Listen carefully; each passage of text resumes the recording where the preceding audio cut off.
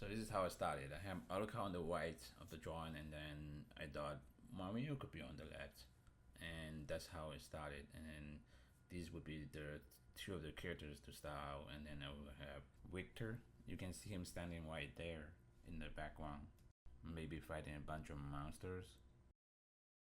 Just draw more details into Alucard here. Fixing his posture just a little bit here. You'll see me continue to do this all the time. I draw and then redraw body parts, the head and hands. Like at first it's a rough thing how I want it to be waffly, and if it doesn't work out, I'll keep on refining it.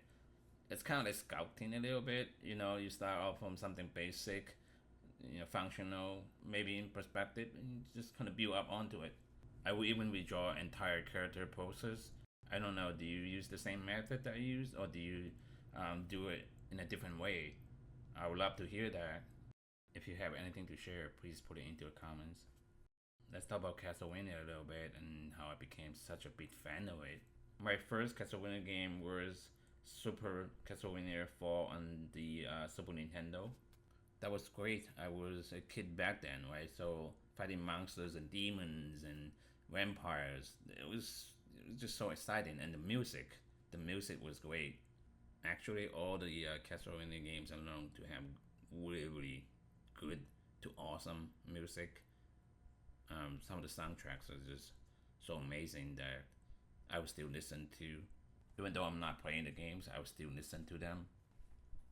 So by 1993, Rondo of Blood, Castlevania game, came out on the Turbo Duo, which I had. And in Japan, it was known as the PC Engine. It was a different name for the console. For the time, it had some of the best graphics available on any of the home consoles. And again, the music was amazing. And the gameplay was great. It was different. It had branching paths, and there were many secrets. So yeah, that's when I really became a fan of the series, just from that game. And Alucard that I'm drawing right now is directly from that game. Symphony of the Night is my favorite Castlevania game. Do you have a favorite? Please let me know in the comments. I'm drawing in background monsters right now. These are bosses from the games. You have the Mummy, you have the Wolfman, you have Medusa, and you have Death. Of course, there are many more. I just can't include them in here. No more detail on the ship, but we also don't want so much that it draws our attention to it. At this point in the drawing process, I already have most everything I wanted in the composition. Everything's looking good, right? All I have to do is go around the drawing looking for things to fix, and minor issues here and there. Like the little background here behind the candles. Now there's still problems that are pretty big, like Maria's right leg is looking really stiff.